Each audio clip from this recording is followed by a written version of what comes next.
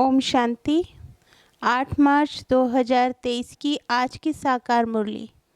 बाबा कहते, मीठे बच्चे, सबको सुख देने वाला भोला व्यापारी एक बाप है। वही तुम्हारी सब पुरानी चीज़ें लेकर नई देते हैं। उनकी ही पूजा होती है। प्रश्न, तुम्हारी गॉडली मिशनरी का कर्तव्य क्या है? तुम्हें कौन सी सेवा करनी है? उत्तर, तुम्हारा कर्तव्य है सभी मनुष्य मात्र का कल्याण करना, सबको तमो प्रधान से सतो प्रधान बनाने के लिए बाप का संदेश देना। तुम सबको बोलो कि स्वर्ग स्थापन करता बाप को याद करो तो तुम्हारा कल्याण होगा। तुम्हें सबको लक्ष्य देना है। जो देवताओं को मानने वाले तुम्हारे कुल के होंगे वह इन सब बातों को समझेंगे। तुम्हारी है रूहानी बातें। गीत भोलेनाथ से निराला। ओम शांति।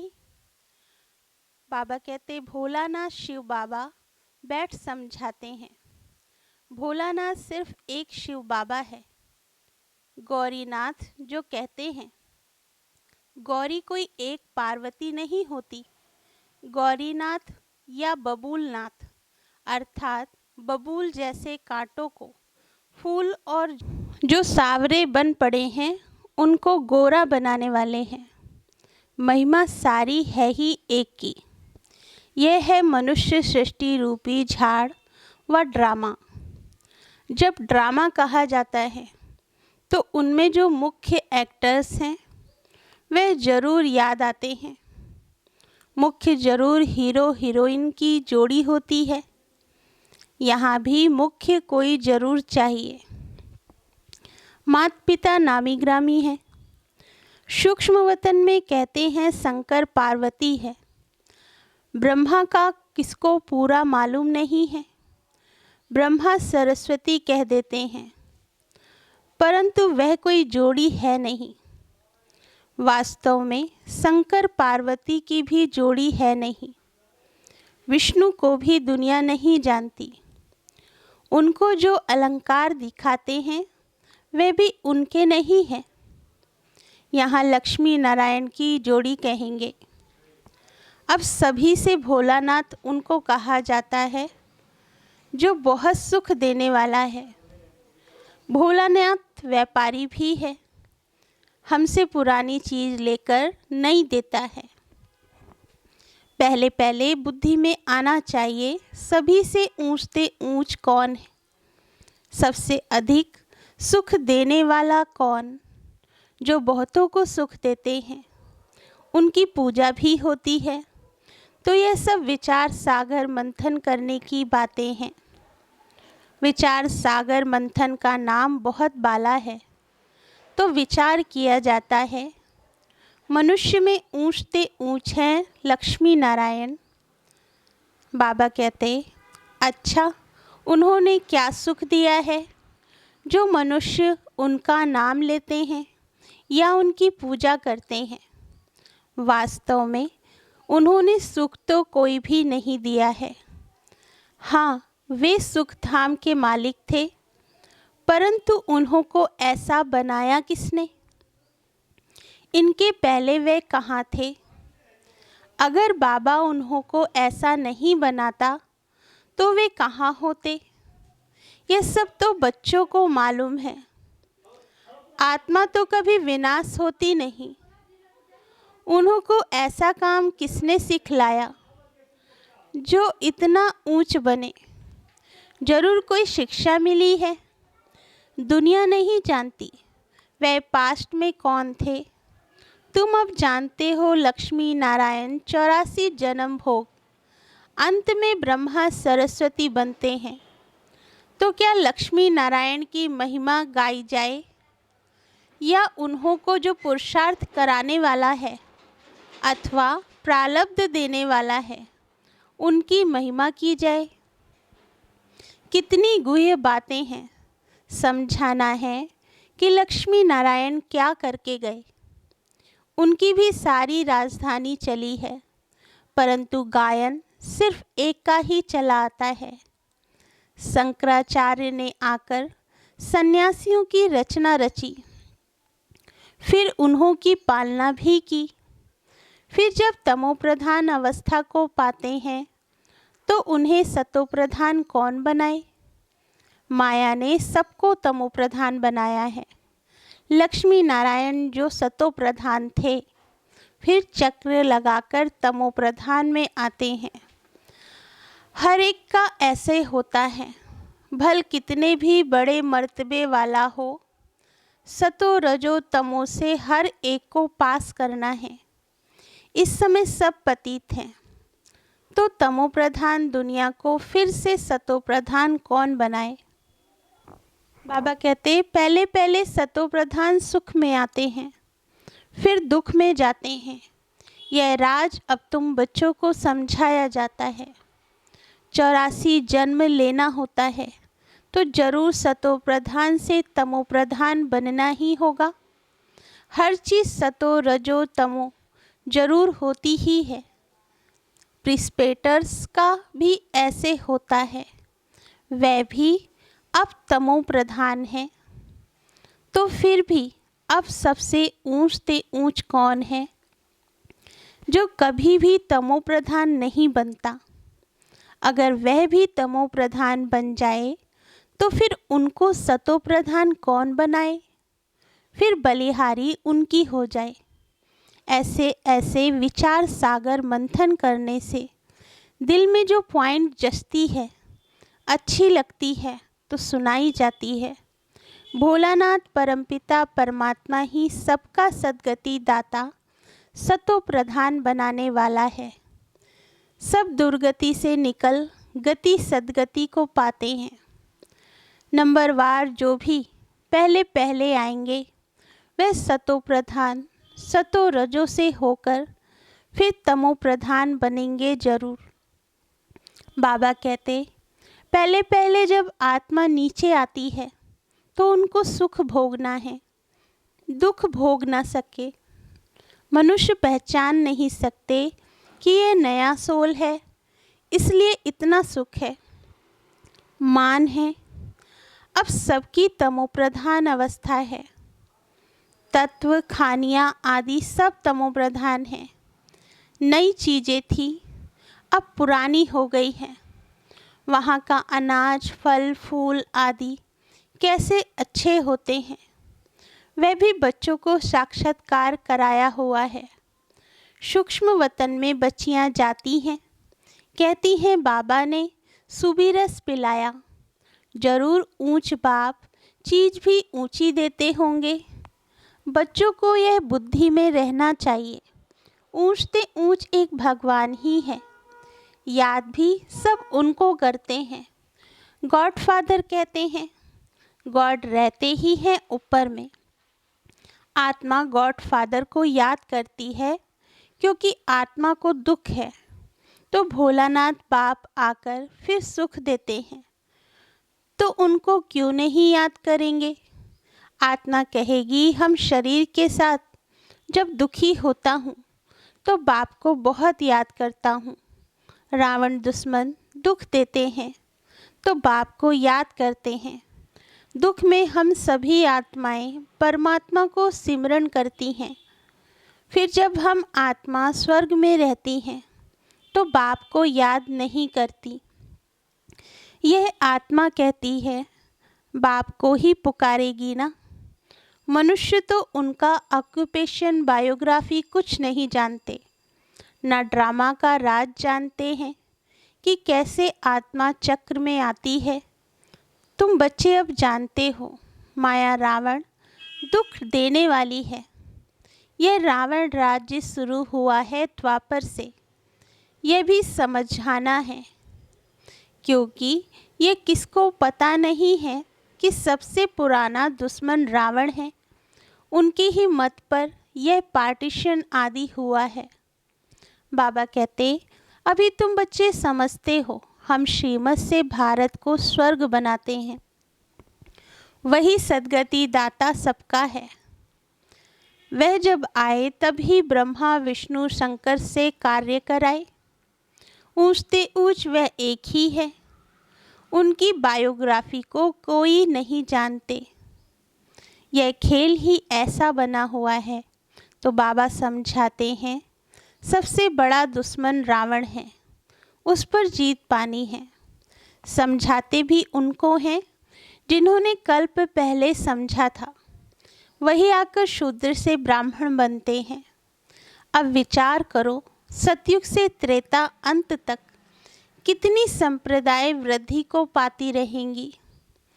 तो इतने सबको ज्ञान देने की सर्विस करनी है, इतने सब में ज्ञान का बीज भरना है।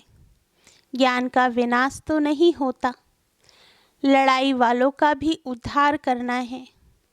हमारे दैवी संप्रदाय वाले जहाँ होंगे वह निकल आएंगे। उन लड़ाई करने वालों को कहा जाता है, जो युद्ध के मैदान में मरेंगे वे स्वर्ग में जाएंगे, परंतु उनके कहने से स्वर्ग में जा नहीं सकते। बाबा कहते, जब तक तुम लक्ष्य ना दो, लक्ष्य सिर्फ ब्राह्मण ही दे सकते हैं। मरना तो है ही। मुसलमान अल्लाह को याद करेंगे, सिख लोग गुरु नानक को याद करेंगे, परंतु स्वर्ग में थोड़े ही जा सकते हैं। स्वर्ग में जाना होता है संगम पर। तो इन लड़ाई आदि वालों को भी सिवाय तुम ब्राह्मणों के यह मंत्र कोई दे न सके। स्वर्ग का मालिक बनाने वाला सबसे ऊंच है वह बाप। यह तो ठीक है, भगवान वाच कि युद्ध में मरने से स्वर्ग में जाएंगे, परंतु कौन सी युद्ध? युद्ध हैं दो, एक है रूहानी, दूसरी है जिस्मानी। उन गोली चलाने वालों को भी तुम ज्ञान दे सकते हो। गीता में भी है मन मना भव। अपने बाप और स्वर्ग को याद करो तो स्वर्ग में जाएंगे। जब संगम युग हो तभी तुम स्वर्ग में जा सकते हो। वह है जिस्मानी बातें, यह है सब रूहानी बातें। हमारी है माया पर जीत पाने की युद्ध। मरने समय मनुष्य को मंत्र दिया जाता है। यह जाते हैं मरने के लिए तो बाप का संदेश देना है। एक दिन गवर्नमेंट भी तुमको कहेगी कि ये नॉलेज सबको दो। तुम हो गॉडली मिशनरी, तुम्हारा काम है बहुतों का कल्याण करना। बोलो, भगवान को याद करो। अब स्वर्ग स्थापन हो रहा है तो सुनकर बहुत खुश होंगे।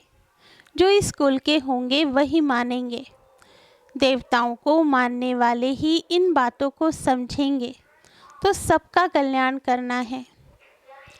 बिगर बाप को याद करने स्वर्ग में जा नहीं सकते। स्वर्ग स्थापन करता बाप को जब याद करेंगे तभी कल्याण होगा।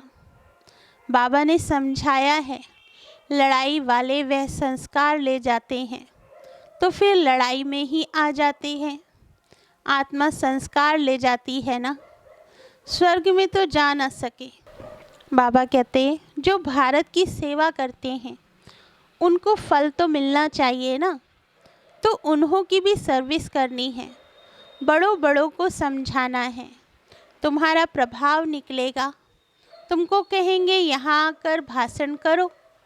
जैसे मेजर ने बाबा को मंगाया, जहाँ तहाँ समझाने के लिए घुसना पड़ता है।